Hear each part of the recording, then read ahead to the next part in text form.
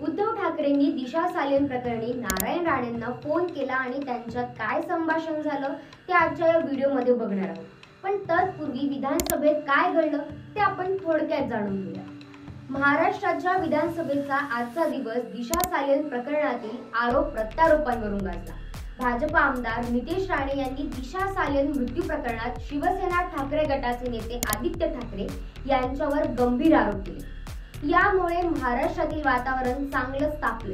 काय म्हणाले नितेश राणे आणि विधानसभेत असं काय घडलं, चला जाणून घेऊया। मुद्दा सरळ आणि सोपा होता। काल कोर्टात दिशाच्या वडिलांनी याचिका दाखल केली। सुप्रीम कोर्टाच्या आदेशानुसार आमची मागणी एवढीच आहे की एखाद्या बहिणीवर अत्याचार झाला असेल तर त्वरित कारवाई केली पाहिजे, असे नितेश राणे म्हणाले। दिशा सालेंच्या वडिलांनी पिटिशन दाखल केलं। त्यानुसार आम्ही सभागृहात एवढी मागणी केली आहे की आमच्या बहिणीवर अत्याचार होतो, त्यामध्ये जे आरोपी आहेत त्यांना ताब्यात घ्यावं, चौकशी करावी, अटक करावी अशी मागणी आम्ही केली आहे। सरकारने या सगळ्याची दखल घ्यावी असं आवाहनही त्यांनी यावेळी केलं। एसआयटीच्या अधिकाऱ्यांना काय पत्र दिलं हे तुम्हाला माहिती आहे का? चिमाजी अढाव नावाचा एक अधिकारी या केसमध्ये इन्व्हॉल्व होता। त्याला केसमध्ये ठेवू नये असं आम्ही म्हणालो होतो।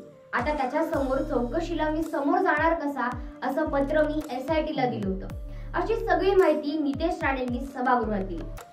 दिशा सालेंच्या वडिलांनी 3 नावं दिली। त्यांना अटक करावी अशी मागणी आम्ही केली। आपला देश कायद्यानुसार चालतो आणि कायद्यानुसार ही अटक व्हायलाच हवी। लाडक्या बहिणीने राज्य आणलं आहे, त्यामुळे त्यांना सुरक्षा देणं गरजेचं आहे। कलानगर भागात किंवा इतरत्र शक्ती कपूर फिरत असेल तर त्यांना अटक केली पाहिजे असा टोला नितेश राणेंनी लगावला। सरकारचे प्रमुख काय निर्णय घेतात हे आम्ही बघूच। ज्यांच्यावर बलात्काराचा आरोप आहे त्यांना तातडीने अटक केली जावी असे सुप्रीम कोर्टाचा कायदा म्हणतो। आदित्य ठाकरे आमदार आहेत, त्यामुळे ते दबाव आणू शकतात, त्यामुळे नैतिकता म्हणून आमदार राहू नये। आपण काळा ठपका का लावून घेतो याचा विचार आदित्य ठाकरेंनी केलाच पाहिजे। आपण त्या दिवशी कुठे होतो, आपला मोबाईल लोकेशन काय होतं, हे सगळ्यांची उत्तरं द्यावी।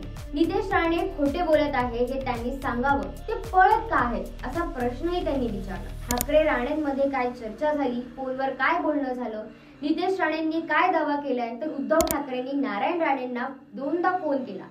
तुम्हालाही 2 मुलं आहेत, मलाही 2 मुलं आहेत असं ते फोनवर म्हणायचा दावा नितेश राणेंनी केला। आदित्य ठाकरे निर्दोष असतील तर 8 जून 2020 रोजी ते कुठे होते ते सांगावं, असा प्रश्न नितेश राणे यांनी उपस्थित केलाय। यावर तुम्हाला काय वाटतं, तुमचं मत नक्की कमेंट करा आणि चॅनलवर नवीन असाल तर सबस्क्राईब करायला अजिबात विसरू नका। धन्यवाद।